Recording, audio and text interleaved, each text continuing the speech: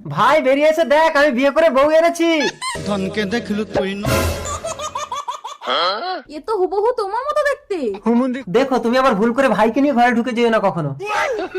কোনোদিন যদি আমার চরিত্র খারাপ দেখো, আমাকে মাটি খুঁড়ে পুঁতে দেবে, আমি কিচ্ছু বলবো না। কিন্তু আমি আসল নকল চিনবো কি করে সাবে?